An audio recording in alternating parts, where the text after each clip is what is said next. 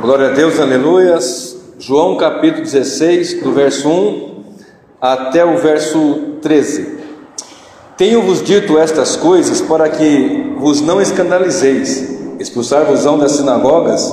Vem mesmo a hora em que qualquer que vos matar cuidará fazer um serviço a Deus. E isto vos farão porque não conheceram ao Pai nem a mim. Mas tenho-vos dito isso, a fim de que, quando chegar aquela hora, vos lembreis de que já vos tinha dito. E eu não vos disse isto desde o princípio, porque estava convosco. E agora vou para aquele que me enviou, e nenhum de vós me pergunta: para onde vais?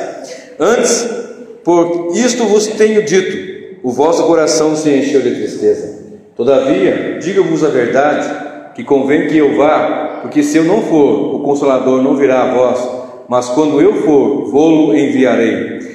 E quando ele vier, convencerá o mundo do pecado e da justiça e do juízo. Do pecado, porque não crê em mim; da justiça, porque vou para meu Pai e não me vereis mais; e do juízo, porque já o príncipe deste mundo está julgado.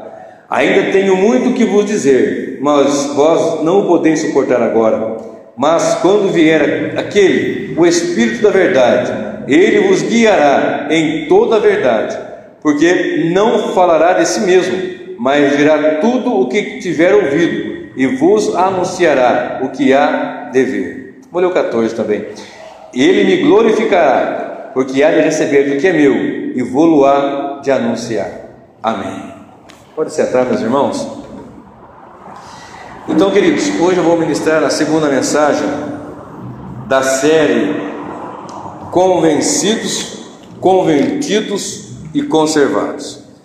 Na primeira mensagem, nós falamos que o Senhor Jesus enviaria o seu Espírito Santo, como de fato fez, e o Espírito ia nos convencer do pecado, da justiça e do juízo. Nós explicamos aqui que nós todos somos pecadores. Nós falamos da justiça de Deus, do ato de justiça de Cristo na cruz do Calvário, e nós somos justificados por esse ato. E falamos do juízo que está por vir, e que todo aquele que não está em Cristo já está nesse juízo, que ainda vai se cumprir.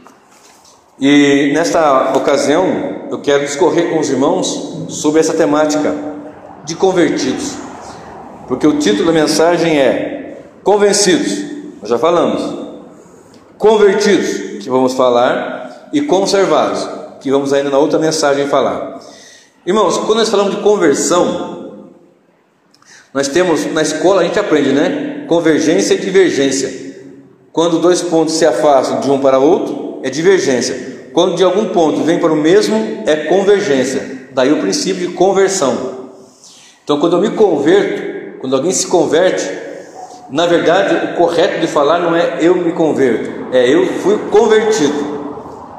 De modo que se é o Espírito Santo que nos convence do pecado, da justiça e do juízo, e se nós estamos mortos em ofensas e pecados, e o morto não pode fazer nada, não pode decidir nada, por causa da queda, conforme nós sempre falamos também aqui em Romanos capítulo 5, verso 12, que por um homem entrou o pecado no mundo, e a morte passou a todos os homens, por isso todos pecaram.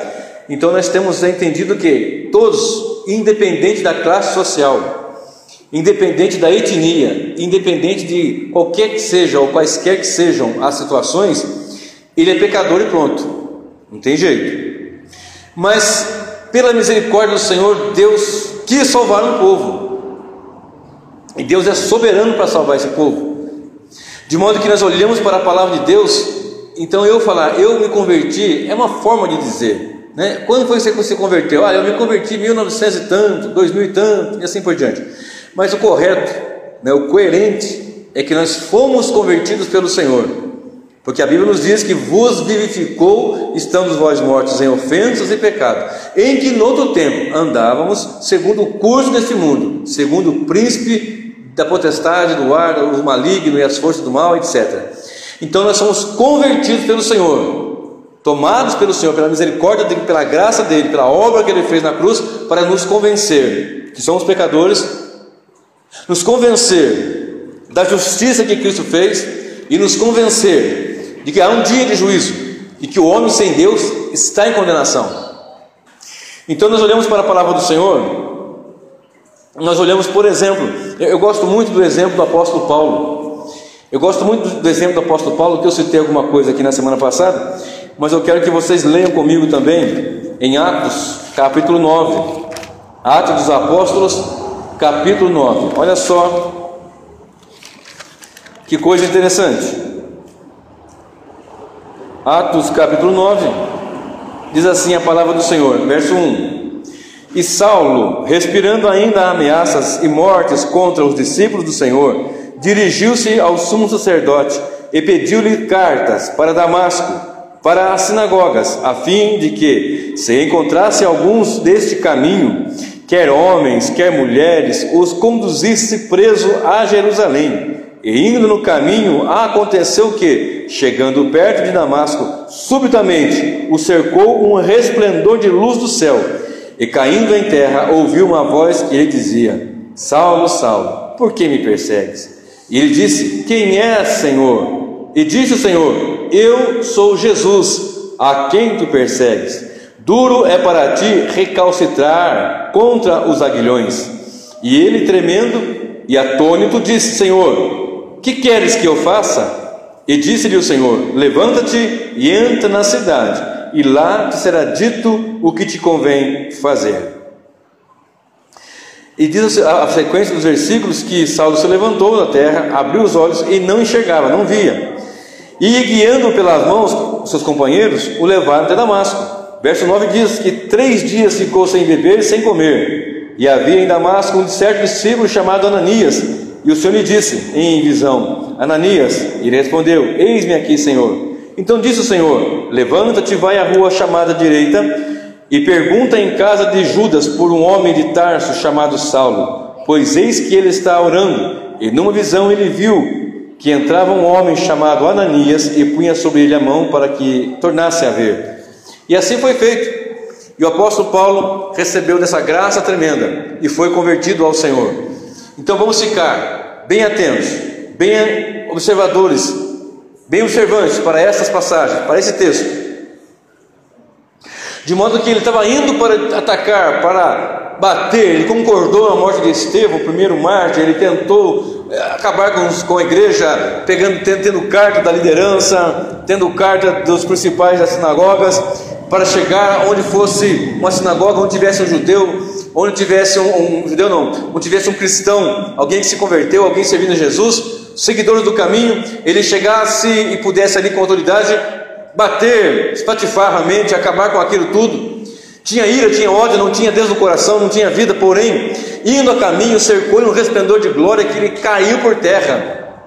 A Bíblia diz que ele, caindo em terra, até algumas pessoas falam que ele caiu do cavalo, né? Aqui o texto não fala que ele caiu do cavalo. Ele pode até estar montado num cavalo, num jumento, num camelo, seja lá o que for. O texto diz que, caindo em terra, ouviu uma voz que dizia: Saulo, Saulo, por que me persegues? Duro para você recalcitrar contra os aguilhões. Aguilhões é aquele que, aquela vara, aquele ferro que o domador do boi lá, do cavalo que era a terra, fazia ali, ele fisgava as costas, as costelas, para o boi não sair do trilho, do caminho. Então você não vai recalcitrar, você não vai conseguir sair do caminho, é nesse caminho. Por quê? Porque Deus quis salvar Paulo. Porque Deus tinha um plano na vida dele e elegeu desde a fundação e quis fazer isso e o fez. De modo que Paulo chega e diz, tombando por terra, o Senhor fala com ele, ele fala: Quem é, Senhor? E na sequência ele fala no versículo 6, o Senhor diz, né? Eu sou Jesus a quem tu persegues. E no verso 6 diz que, tremendo e atônito, disse: Senhor, que queres que eu te faça? O que nós entendemos aqui? Uma conversão, ele deixa de ser um perseguidor para ser alguém que vai servir ao Senhor. Deixa de ser alguém que persegue para ser alguém que vai temer a Deus. Temendo ao Senhor, ele já chama-o de Senhor. Ele já se prostra por terra e diz: Que queres que eu faça, Senhor? Porque conversão não é apenas seguir por um costume da família. Conversão não é somente seguir porque o pai, a mãe, o avó, a bisavó ia para a igreja, ia bonitinho lá e seguia. Não, conversão é um ato que o Espírito Santo faz na vida do ser humano. Conversão é algo que o Espírito de Deus age na vida do pecador, tirando do caminho de trevas e colocando no caminho de luz. Colossenses 1,13 diz que Ele nos libertou do império das trevas e nos transportou para o reino do Filho do seu amor. Isso é conversão. Deus nos pega no caminho das trevas, em direção ao inferno e nos muda a direção, nos faz convergir para Cristo. Converter é sair de qualquer ponto que nós tenhamos estado e ir para Cristo. Então, quando às vezes nós pregamos o Evangelho, nós não pregamos para a pessoa vir para a igreja, nós pregamos para a pessoa vir para Cristo, para que ela possa ser a igreja. Preste atenção no que eu vou dizer de novo isso aqui, ó. Quando pregamos, não pregamos para a pessoa ir para a igreja, nós pregamos para a pessoa ir para Cristo, para elas indo para Cristo, ela vai ser a igreja. Entenderam? Então, quando nós pecadores estamos para cá, estamos para lá, numa vida de lá de cá, qualquer coisa que façamos, Deus nos converte a Ele, ao Senhor.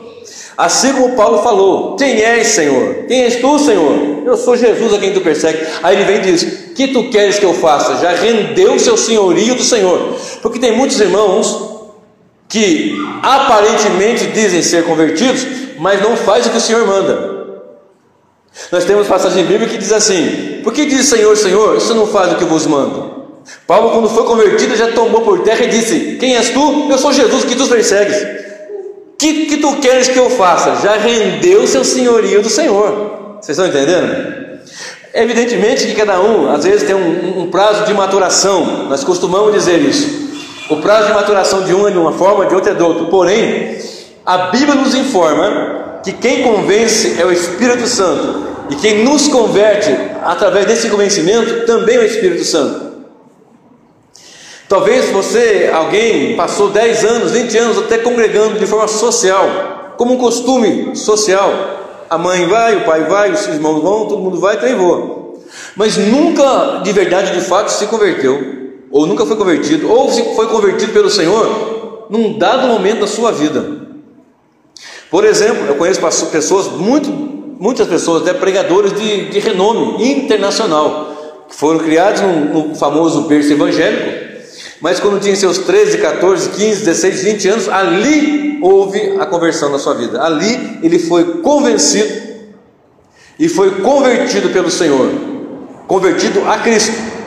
Porque tem muitas pessoas pregando para que as pessoas se convertam a uma instituição. E tem muitas pessoas buscando um Messias terreno. Tem muitas pessoas querendo que A, B ou C lhe resolvam os problemas, sejam eles os que vão apontar o socorro e a salvação, e ficam ali tentando agarrar, tentando segurar na hora das suas vestes aqui na terra. Colocam em pastores a sua confiança plena, quando a nossa confiança plena tem que ser no Senhor. Qualquer que seja o pregador que não aponta Cristo como o Senhor, ele tem que ser instruído, ele precisa ser corrigido. Porque se eu prego para que você se firme em mim, eu estou totalmente enganado. 1 Coríntios 2, verso 4, verso 5, o apóstolo Paulo diz: a minha pregação e a minha palavra não consistiram em palavras persuasivas de sabedoria humana, mas na demonstração do Espírito e de poder, para que a vossa fé não se apoie em sabedoria de homens, mas no poder de Deus. Então nós pregamos apontando Cristo. Porque se você olhar para mim, você vai achar falhas. Vai achar falha no irmão, no outro irmão, naquela irmã, no ministério, naquela instituição, naquela outra instituição. Você vai achar falhas. É evidente que vai achar falhas. Agora, veja a palavra, observe o texto dentro do seu contexto, a aplicação, as implicações. O texto é lido, o texto é explicado e o texto é aplicado numa pregação genuína. Ela tem que ter essa base. Você lê o texto, você mostra o texto no seu contexto e você aplica o texto para nossas vidas. Então nós entendemos que, como Paulo tombou por terra dizendo: o que eu preciso fazer, Senhor? Já se prostrando diante dele. E tem gente que já tem 20, 30, 50 anos e diz: não, comigo é assim. Não, não é assim. Você nunca foi convertido. Nunca foi convertido. Porque quando nós somos convertidos, nós rendemos-nos ao Senhor. O Senhor falou para Pedro, em certa ocasião, já no fim, antes de ir assunto aos céus, ele falou assim: Pedro, tu me amas, o Senhor sabe que eu te amo. Apacenta minhas ovelhas. Me ama, Pedro? Te amo, Senhor. Apacenta as cordeirinhas, apacenta meu rebanho. Aí ele vai com Pedro e fala assim: Pedro, quando tu era mais moço, você ia para lá, para cá, mas quando chegar um tempo aí, quando você se converter, né, apacenta minhas ovelhas, mas vai chegar um tempo que vão pegar você pelas mãos e vão te levar para lá e para cá. Porque é o seguinte, o senhorio é do Senhor. Porque se eu quero andar segundo a minha vontade, eu sou o meu Senhor, mas quando eu me prostro diante dele, ele é o meu Senhor. Hoje eu conversava com o pastor Cleilson, eu dizia o seguinte para ele: algumas vontades nós temos, e talvez algumas delas vão se cumprir lá para frente, Mas se nós quisermos atravessar para chegar e fazer aquilo sem a vontade do Senhor, podemos nos dar mal, porque quem nos dirige é o Senhor, quem nos dirige é o Espírito Santo. Observe Romanos capítulo 10, depois de Atos dos Apóstolos, vai lá para Romanos capítulo 10. Olha só,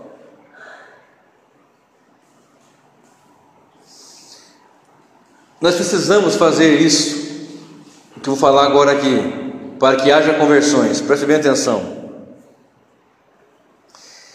Atos 10. Estou com Atos na cabeça hoje, né? Romanos 10, 17. Deixa eu ler aqui o verso 10.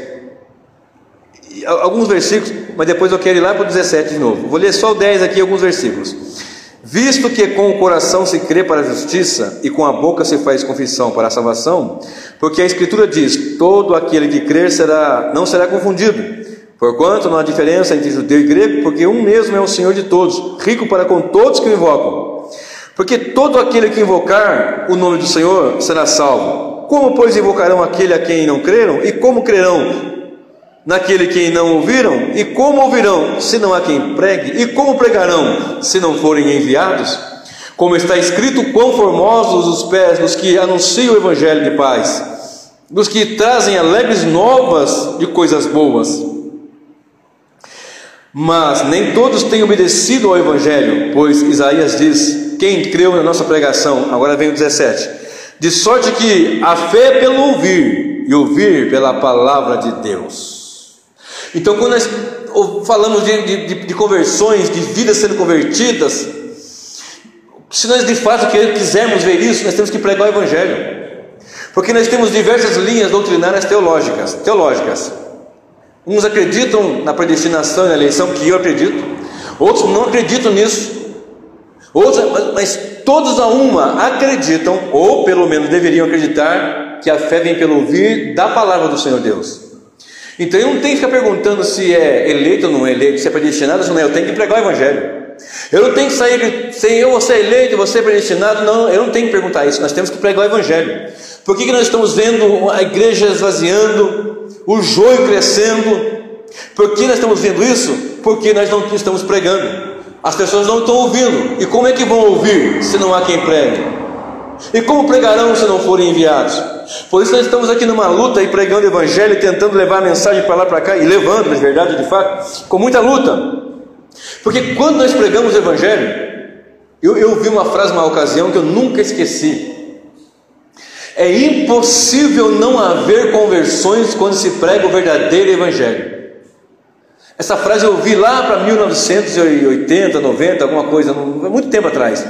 É impossível não haver conversões quando se prega o evangelho. Porque qual é o meio que o Espírito Santo vai convencer? Através do evangelho. Como é que o Espírito Santo vai convencer o pecador do pecado, da justiça e do juízo? Através da pregação do evangelho. Ah, pastor, mas eu estava em casa lá e o Espírito Santo moveu em mim. Eu creio disso, eu creio. Mas você foi até alguém, ou foi até um salão, um templo, e você ouviu e aquilo consolidou. É a ação do Espírito de Deus.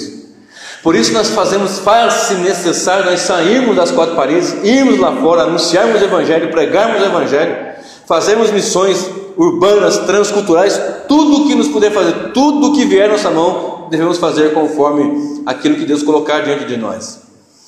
Observe só o que diz a palavra do Senhor em Atos, agora é Atos, capítulo 13,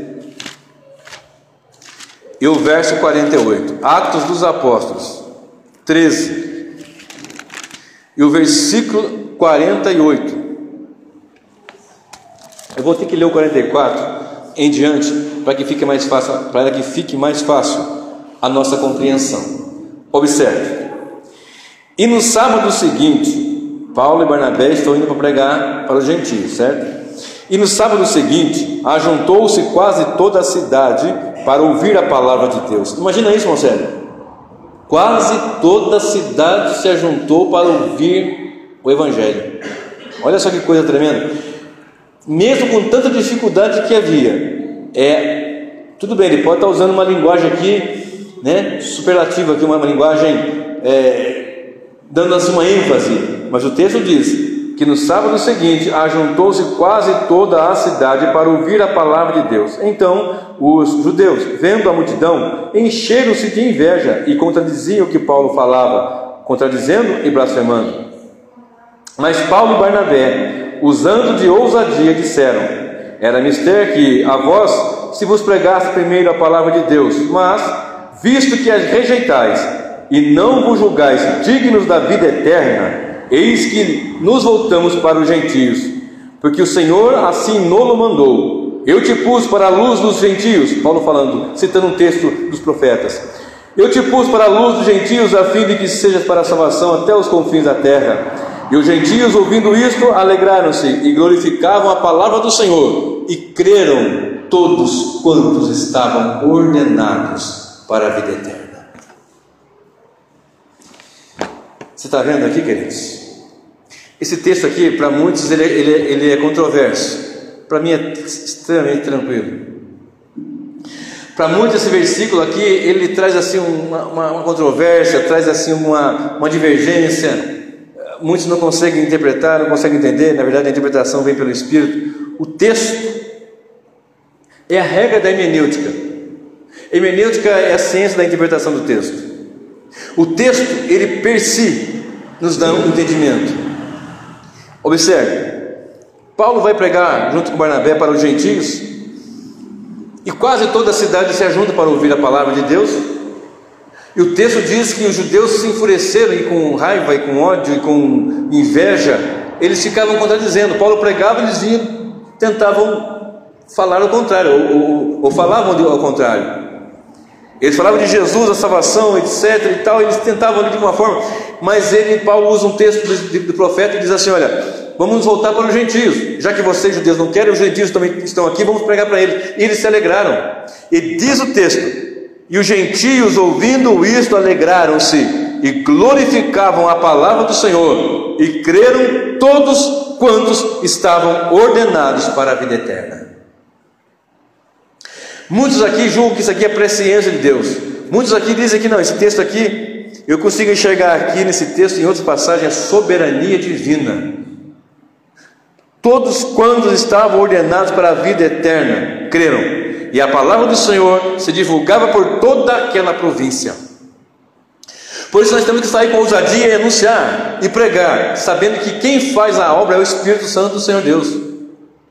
Nós temos experiência aqui, já tem um tempo já pregando o Evangelho, no caso, meu caso, o caso do Monselho, de pregar para pessoas, mas ali abrir a Bíblia de tudo quanto é jeito que você possa imaginar, texto no contexto, pegando o original grego, o hebraico e tal, e juntar o contexto histórico e não sei o que, a pessoa não vai querer nada, não quer nada.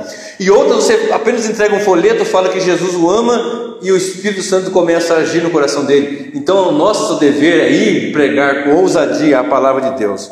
Observe Atos 18, verso 10, aí do ladinho.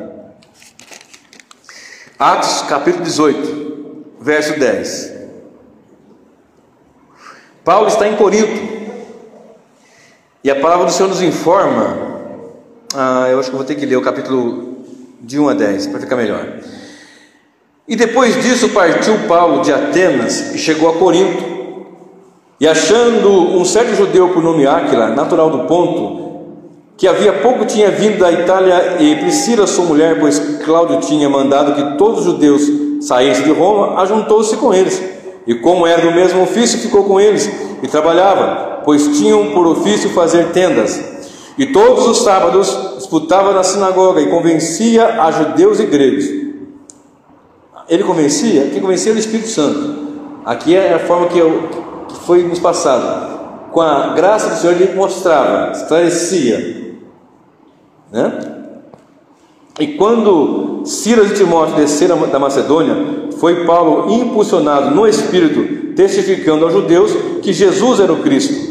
Mas, resistindo e blasfemando, ele sacudiu as vestes e disse-lhe: o vosso sangue seja sobre a vossa cabeça, eu estou limpo, e desde agora parto para os gentios. Está pregando, você não quer o Evangelho, eu vou embora. Isso é uma instrução de Jesus. Se uma cidade não te receber, uma casa não te receber, sacuda até o pó dos seus pés e vai embora.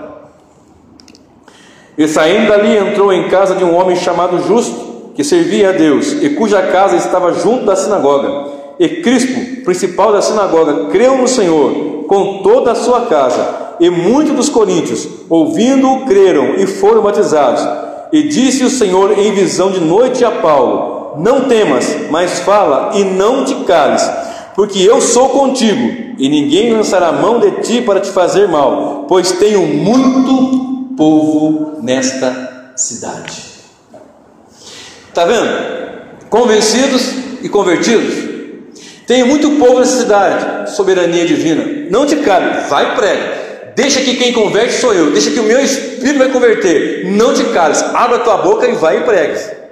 Então a função da igreja, a função dos pastores, dos evangelistas, dos diáconos, dos irmãos, do corpo de Cristo é anunciar, não ter medo. É evidente que alguns são chamados com uma chamada específica para a pregação do evangelho, mas de qualquer forma todos nós temos não digo obrigação no sentido de desgostoso, mas aquela obrigação gloriosa da parte do Senhor de podermos anunciar e falar que Jesus Cristo é o Senhor, que o pecador está no caminho das trevas de morte e está morto em pecados e ofensas. Porém, temos que anunciar que Cristo morreu e ressuscitou por nossos pecados, por causa dos nossos pecados. E o texto diz para Paulo: Paulo, eu sou contigo e ninguém lançará mão de ti para te fazer mal, pois tenho muito povo nesta cidade.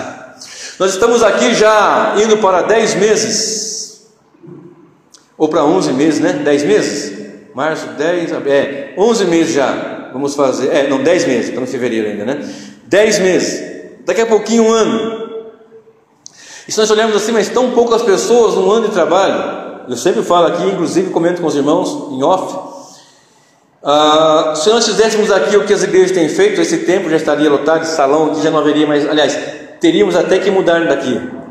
Mas eu não tenho dúvida que Deus tem muito povo nesta cidade, da qual nós vamos continuar pregando, continuar anunciando, continuar falando, continuar proclamando verdades soberanas da parte de Deus. Deus tem muito povo nessa cidade.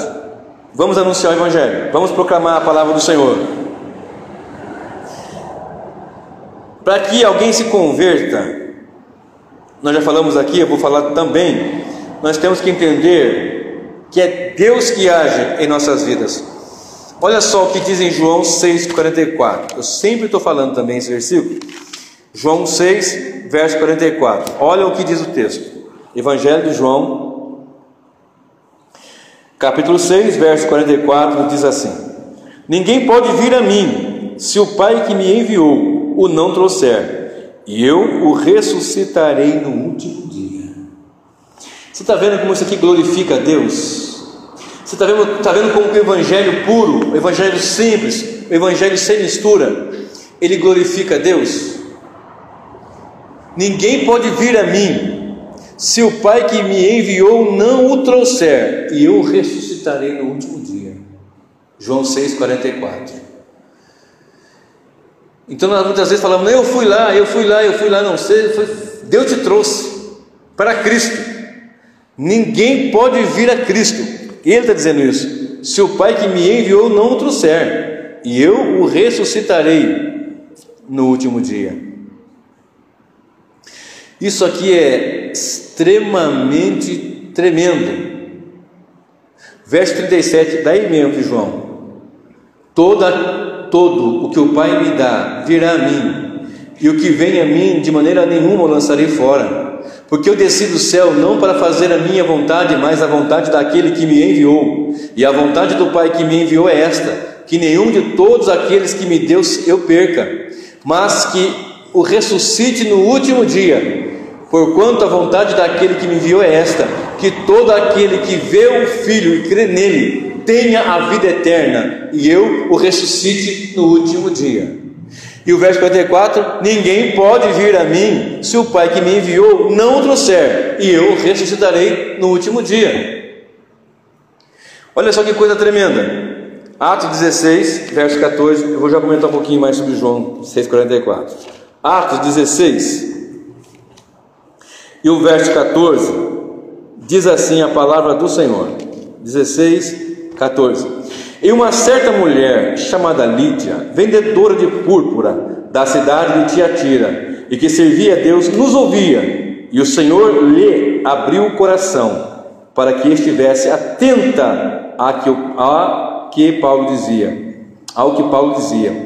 E depois que foi batizada, ela e a sua casa nos rogou, dizendo: se haveis julgado que eu seja fiel ao Senhor, entrai em minha casa e ficai ali. E nos constrangeu a isso.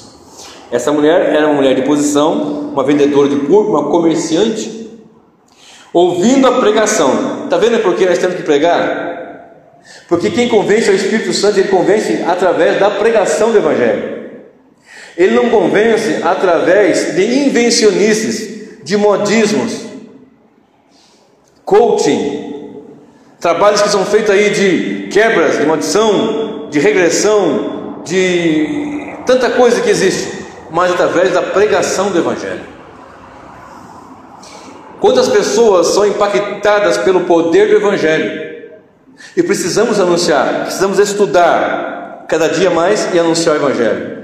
E uma certa mulher chamada Lídia, vendedora de púrpura da cidade de Tiatira, e que servia ao Senhor, nos ouvia, já servia ao Senhor, mas ainda não tinha tido essa graça ainda. E o Senhor lhe abriu o coração para que estivesse atenta ao que Paulo dizia. O Espírito Santo agiu, abriu o coração para que ela desse atenção àquilo ali. A Bíblia nos informa no livro de Filipenses, capítulo 1, versículo 6, que aquele que começou a boa obra, ele vai concluir até o dia de Cristo. Então quem convence-nos é o Senhor, quem discorre na obra é o Senhor, quem sustenta essa salvação é o Senhor, da qual você não perde. E eu quero citar com você mais dois textos, para eu já me encaminhar para o fim desse sermão. Um texto está, mais dois pelo menos, né? Um texto está em Deuteronômio 30, verso 6. Deuteronômio, lá na lei, é o 5º livro, 30, verso 6. Olha só o que diz a palavra do Senhor. Deuteronômio 30, verso de número 6. E o Senhor teu Deus circundará o seu coração e o coração de tua descendência, para amares ao Senhor teu Deus com todo o coração e com toda a tua alma, para que vivas. Circuncisão era quando tirava-se o prepúcio do menino, com 8 dias de vida. Era uma tipologia do que Deus faz no nosso coração. Ele circunda, ele arranca aquilo que está cobrindo, fechando nosso coração, para que entre a palavra de Deus. É o que Paulo está dizendo. É que o Senhor está dizendo aqui, que Moisés nos informou.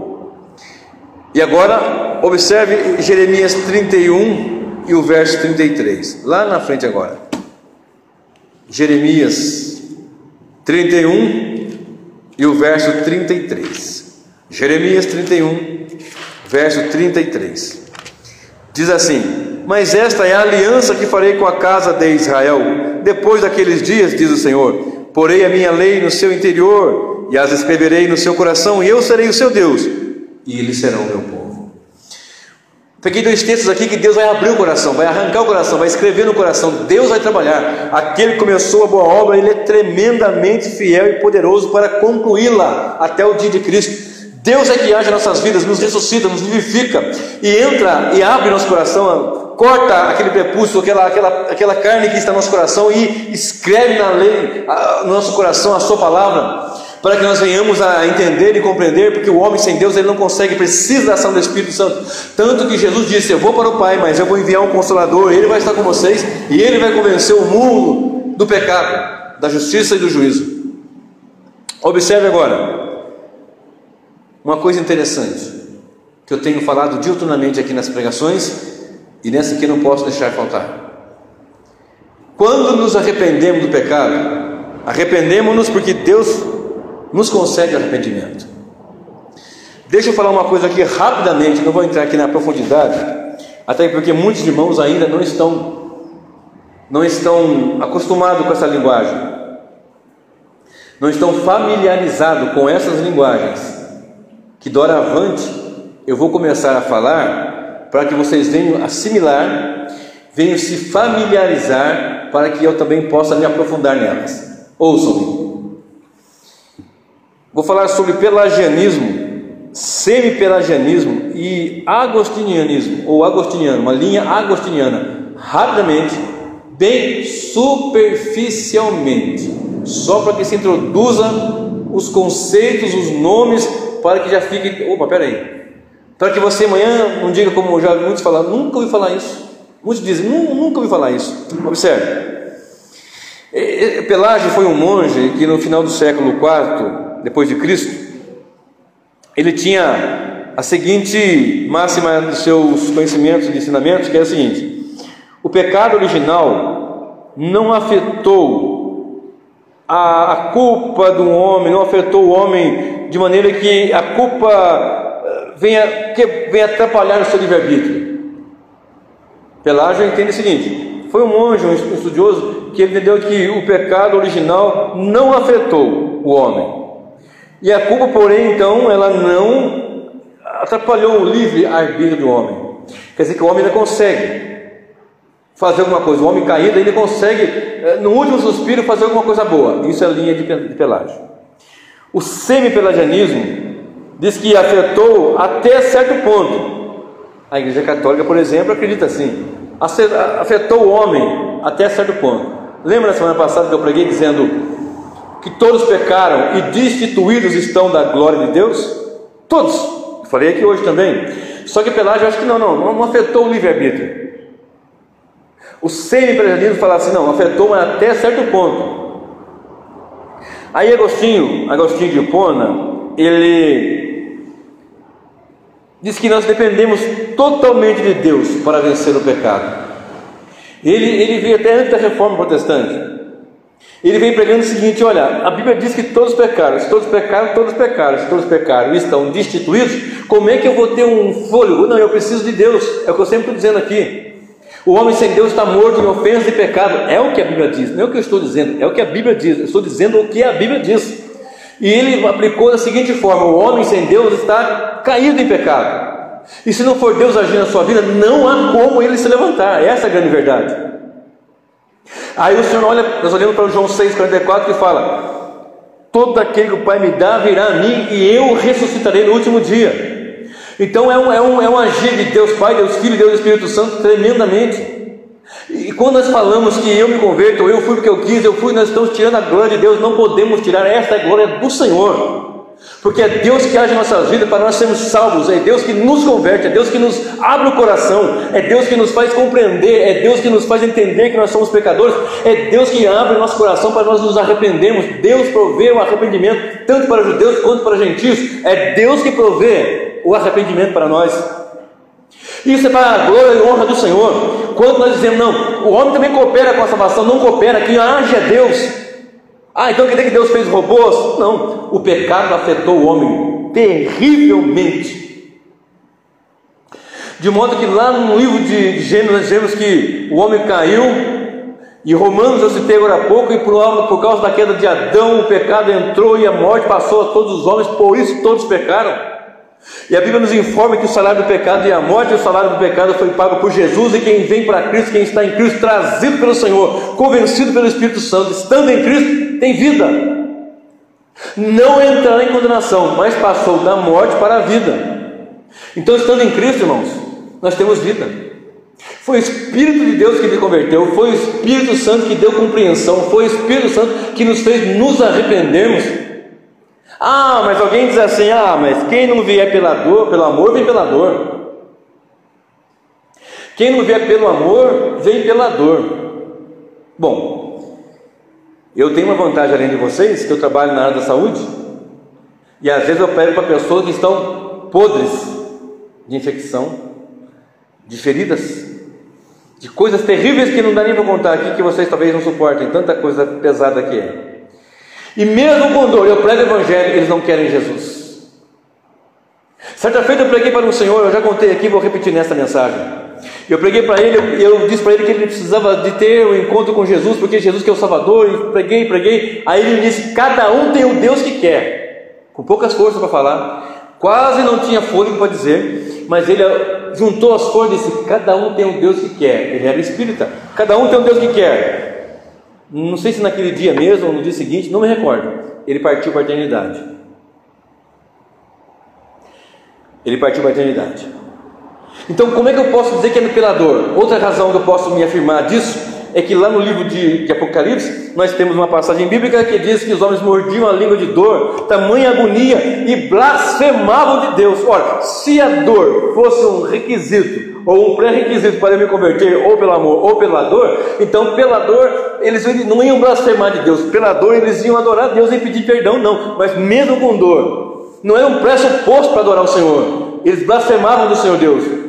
E nós conhecemos pessoas que estão morrendo, estão com dor e negam ao Senhor, porque se Deus não abrir o coração, o homem não se converte. É Deus que faz isso, é monergismo, outra linguagem que eu quero que vocês assimilem e fiquem familiarizados, porque tem o sinergismo, que são duas forças, uma de lá e uma de cá. Sinergismo é eu coopero com Deus, e o monergismo é Deus que começa a boa obra e conclui a boa obra. Nós temos que glorificar a Deus sabendo que é Deus que age em nossas vidas.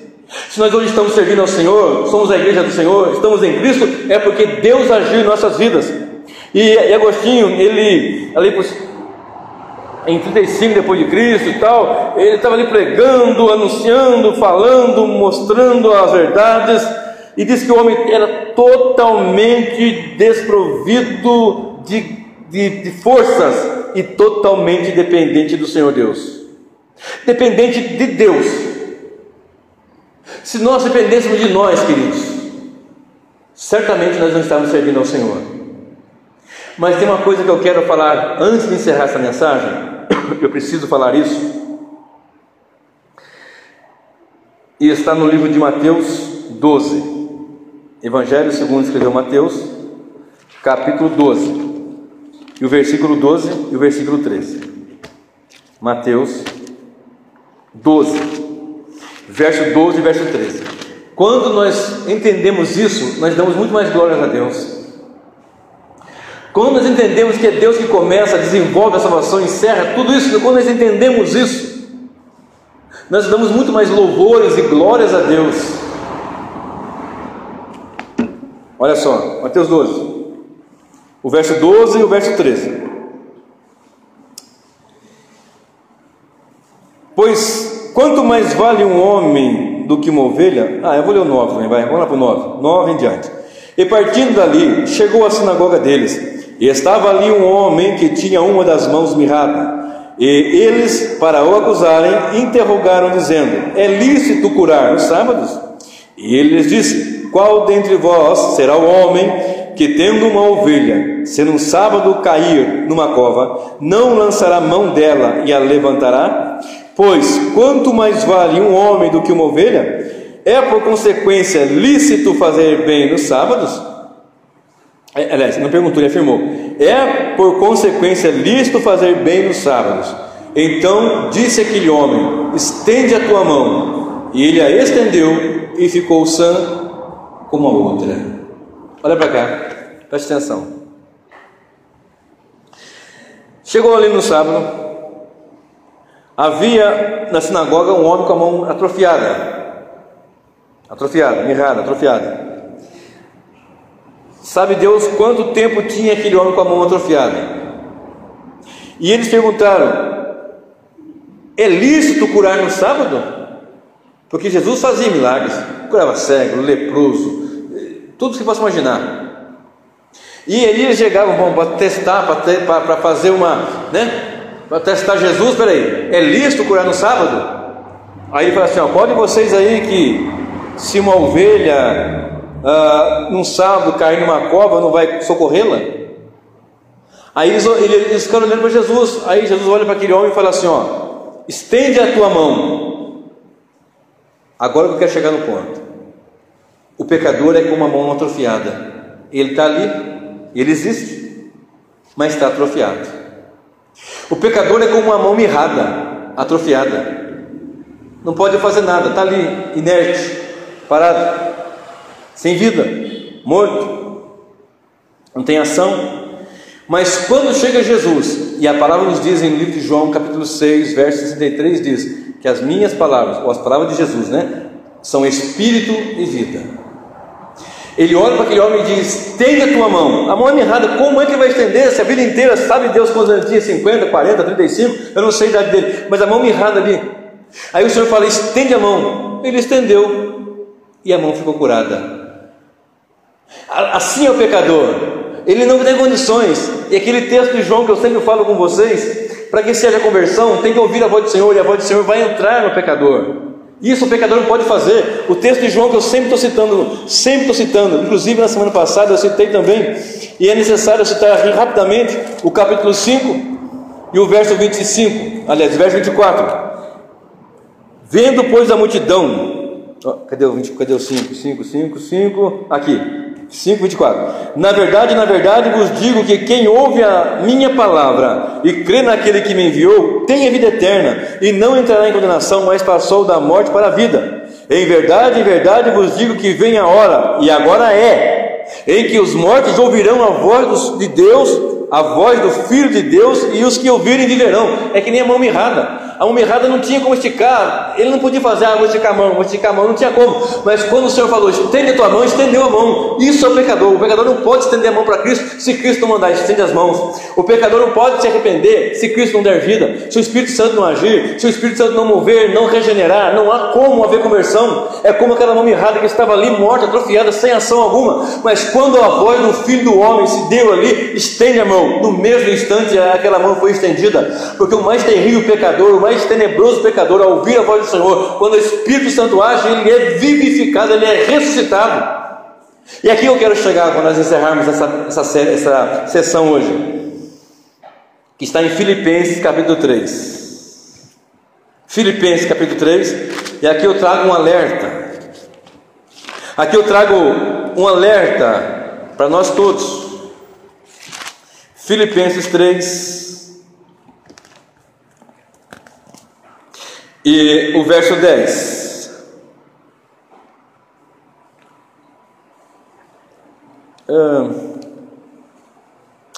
Eu vou ler o 7 até o 10, não quero citar o 10.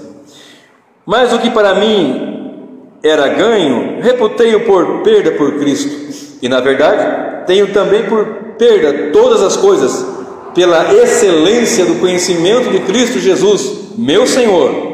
Desde aquela ocasião, Paulo chamava Jesus de Senhor e lhe servia de verdade de fato, pelo qual sofri a perda de todas estas coisas e as considero como escória, para que possa ganhar a Cristo e seja achado nele, não tendo a minha justiça que vem da lei, mas a que vem pela fé em Cristo, a saber, a justiça que vem de Deus pela fé, para conhecê-lo e o poder da sua ressurreição, para conhecer quem? Cristo, e o poder da sua ressurreição, e a comunicação da sua aflição, sendo feito conforme a sua morte.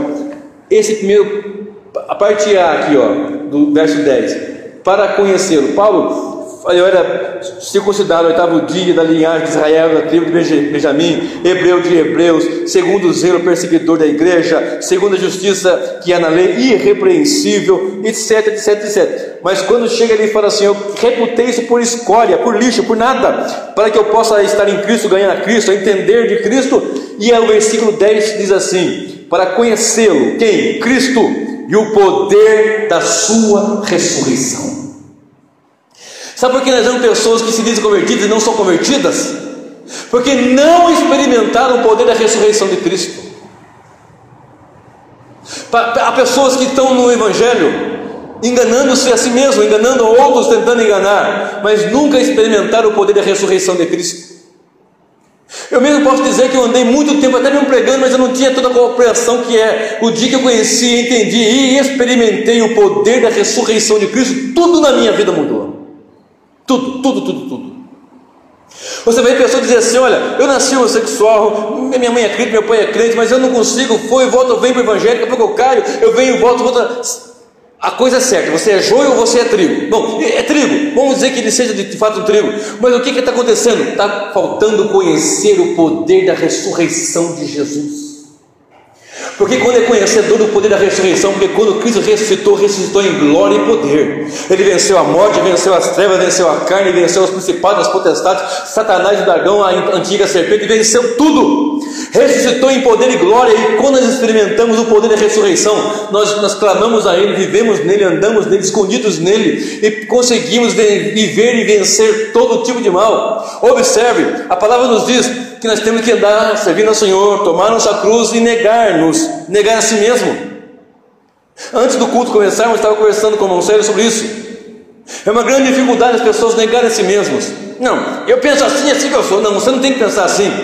Porque se você pensar assim que eu sou, você nunca experimentou o poder da ressurreição de Jesus, como Paulo experimentou ali no caminho de Damasco, que prostrado ele disse: quem és tu, Senhor? O que o Senhor quer que eu faça? E o serviu, e até a morte. Serviu até o último dia da sua vida. Porque ele experimentou o poder da ressurreição. Mas eu não consigo caminhar, eu vou lá, o pastor faz isso, o pastor faz aquilo. Você tem que experimentar não o poder da ressurreição do homem, porque o homem não pode, não tem, mas o poder da ressurreição em Cristo. Porque quando o homem experimenta o poder da ressurreição em Cristo, ele é convertido pelo Espírito Santo do Senhor Deus. Eu já falei aqui em outras mensagens do joio e do trigo, e outras passagens também, pessoas que são tribulosas na vida, são terríveis, mas num dado momento ela se torna uma bênção.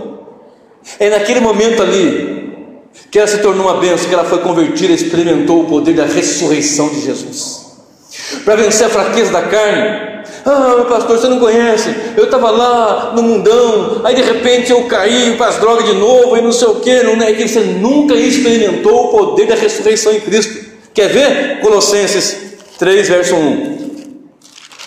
Colossenses capítulo 3, verso de número 1. Olha aí, Colossenses, do ladinho, 3,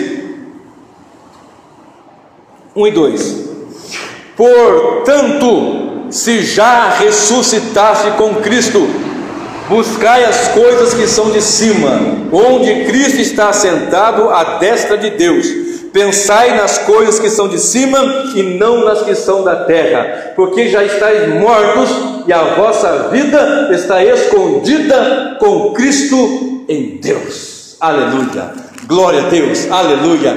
Experimentou o poder da ressurreição? Eu experimentei, porque minha mente pensa em Cristo, onde Cristo está sentado. O meu desejo é que Ele venha logo, o meu desejo é que a trombeta soe logo, para eu partir para a eternidade com o Senhor. Está tão difícil vencer, vai ter tribulação, vai, lutas, vai, perseguições, vai, dificuldade, vai, coisas terríveis, pode acontecer, pode, mas quando nós experimentamos, eu quero que você clame hoje ao Senhor: Senhor, eu preciso conhecer, como Paulo pregou aqui, ensinou, como nós estamos ouvindo essa mensagem, conhecer o poder da ressurreição em Cristo, aí eu posso tomar minha cruz e segui-lo sempre após. Porque o homem só pode pegar a cruz e seguir Jesus, porque certa feita alguém falou: Senhor, eu seguir-te-ei por onde quer que o Senhor for. Espera aí, rapaz, o filho do homem não tem onde reclinar a cabeça. A raposa tem a sua caverninha, a sua toquinha lá, as aves têm o seu ninho, mas o filho do homem não tem onde reclinar a cabeça. E o lugar que eu vi Jesus reclinar a cabeça foi sobre o seu peito, quando Ele morreu na cruz do Calvário e disse: está consumado, e curvou a sua cabeça. Ali Ele reclinou a sua cabeça por nossos pecados, por nossas transgressões. Mas eu só consigo vivenciá-lo, eu só posso dizer que eu sou convertido quando o Espírito Santo age em mim. E quando o Espírito Santo age em mim, eu experimento o poder da ressurreição em Cristo Jesus. E quando eu sou de fato ressuscitado, e Paulo diz assim: se já ressuscitastes, pensai nas coisas do alto, buscai nas coisas do alto. Então eu não posso buscar nada da terra, trabalhar, conquistar. É claro que você pode, mas a sua mente está em Cristo, e Cristo está entronizado à destra do Deus Todo-Poderoso. Como aquele homem das mãos mirradas, ou da mão mirrada, que ele não teria condições, mas o Senhor diz: estende a tua mão. O Senhor nos diz no nosso coração, vamos aplicar isso agora. Quando ouvimos o Evangelho, é o mesmo que Cristo dizendo: estende as tuas mãos. E nós só podemos estender, só ir para Cristo, se o Pai que enviou a Cristo trouxer ou levar a pessoa até Cristo. E a pessoa só vai até Cristo se ela for convencida, pelo Espírito Santo do pecado, da justiça e do juízo, para que ela possa ser convertida. Então, uma pessoa convertida não é uma pessoa que frequenta uma igreja, porque uma pessoa pode ficar dentro de um templo e nunca ser crente, nunca ser igreja. Da mesma forma que um carro numa garagem, uma pessoa na garagem de um carro nunca vai ser um carro. Ela tem que, para nascer um carro, ela tem que nascer carro, ou seja, nascer de novo. Então, para eu ser igreja, eu tenho que nascer de novo. E para eu nascer de novo, eu tenho que experimentar o poder da ressurreição de Cristo. E só Deus pode fazer isso nas nossas vidas. Convertidos de um ponto qualquer que estávamos para a presença do Senhor, convertidos a Cristo Jesus. Amém.